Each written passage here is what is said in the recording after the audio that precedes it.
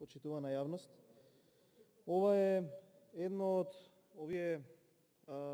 би рекол, мерките кои што го опфаќаше четвртиот сет на мерки,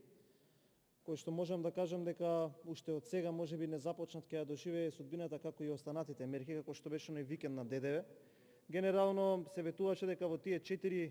сетови на мерки ќе влезат во народот 1,2 милиарди евра, но сепак на крајот можевме да видиме дека само 350 милиони евра се искористија, така да слично ќе заврши ова. Да упростам со бројкиве, што значи секоја година по овој основ во општините се влеваат 34 милиони евра, а сега по овој основ, значи не по година, туку по оваа нова пресметка, наместо 34 милиони евра ќе влезат 36, односно само 2 милиони евра повеќе, кои што ако ги поделите на 80 општини и еден град, ќе испадне дека секоја општина и градот Скопје ќе треба да поделат по 20.000 евра, а нема да биде така, заради тоа што нема равномерно да се распределуваат средствата, и ќе испадне дека некоја општина ќе земе 2.000 евра, 1.000 евра, а некоја ќе земе многу повеќе. Не е вистина дека ВМРО ДПМН не поддржува вакви решенија каде што треба да завршат кај оние на кои што им не потребно, но сепак преку комисијата, преку онаа соодветна филтрација, доколку се искористат и се инкорпорираат оние предлози кои што ВМРО ДПМН ги дава, тогаш ќе го поддржи, а ако видиме како завршуваат оние мерки кои што припаѓаат на овие сетови, евидентно е зошто имаме повеќе забелешки на овој закон. Ај вака да направиме една поширока ретроспектива од некои други законски решенија. Во 2018-та 97 милиони евра се должеле по основ на општините. Владата носи законско решение, 50 милиони евра ги анулира, доаѓа долгото прилика 47, еве 2 години подоцна, долгот е сега 70 милиони евра, што значи дека за 2 години долгот на општините се зголемил за 23 милиони евра. Што е поентата? Поентата е дека ако сакаме да вложуваме средства во локалната самоуправа, треба да постојат механизми за овие народни пари да се трошат така како што треба. Ако вие влезете во циклус да давате одредени средства, а тие средства без покритие да се трошат, ни овие 2 милиони евра нема да помогнат, туку ќе бидат само како една плюс мерка на овие сетови кои што вие ги ветувавте. Ова нема да помогне во работата на локалната самоуправа, ама ќе помогне ако ги реализирате ветувањата кои што сте ги дале во вашите програми. Тоа ќе помогне на локалната самоуправа да биде подобра, да биде поревносна и да биде поликвидна. Дел од тие ветувања беа вакви: засилување на капацитетите на општините и зголемување на транспарентноста и отчетноста во нивното работење. Зголемување на годишните средства за рамномерен регионален развој од околу 4 на 80 милиони евра со цел да се стимулира локалниот економски развој. Подобрување на услугите и зголемен квалитет на живење на целата територија на Република Македонија и пренесување на нови надлежности кои локалната самоуправа може успешно да ги извршува од централната власт. Ниту едно од овие ветувања кои што беше во вашата програма не е реализирано. Ветувањата дека на општините ќе им се пренесат нови надлежности и многу повеќе финансиски средства за успешно извршување на доверените надлежности и за обезбедување поквалитетни услуги за граѓаните се далеко од остварени.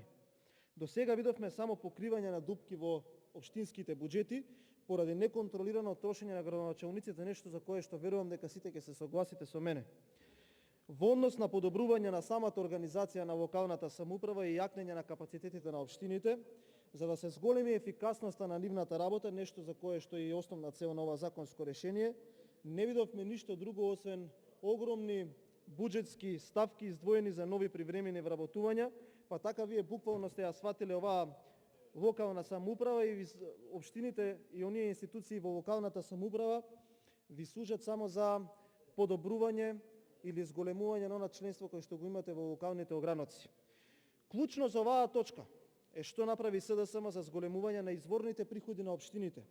Дали се постигна целта која што беше ветувана, данокот на додадена вредност на општините долгорочно да се подигне од 4,5 на 7%. Приходите на персонален данок на доход од 3 на 35%, а приходите од закуп на земјоделско земјиште од 20 на 80%. Иако се ветуваше дека ова достигнување ќе се одвива во фази, сепак денес пред нас е предлог закон кој што декларативно укажува дека ништо од ова не е реализирано. Што е вака друго важно и што треба да се напомене за ова законско решение? Дека паралелно со ова кое што го зборуваме денеска, ние носиме закони за задолжување на онаа комисија која што јас сметам дека треба да го смени името и наместо Комисија за финансирање и буџет треба да го носи името Комисија за задолжување, финансирање и буџет. Па така се носат неколку закони кои што ресорните министерства треба тие средства да ги имаат инкорпорирано во сопствените буџети, односно режиски трошоци. Па така да имаме закон за задолжување кое што треба да се искористи за енергетска ефикасност, закон за задолжување за основно образование, во кое што, внимавајте, има една одредена ставка, половина од тие суми кои што ние треба да ги враќаме, кои што овој народ треба да ги враќа, кои што оваа држава треба да ги враќа, сте смислеле вака еден интересен, оригинален начин за да најдете начин како тие средства да ги испомпувате, а тоа е половина од тие суми се вложува на обука и зајакнување на одредени капацитети. Па така, ако земеме дека половина од тие суми, конкретно ќе кажеме 11 милиони евра, треба да го искористат 80 општини и еден град, сосема е јасно како ќе може тие средства да се искористат.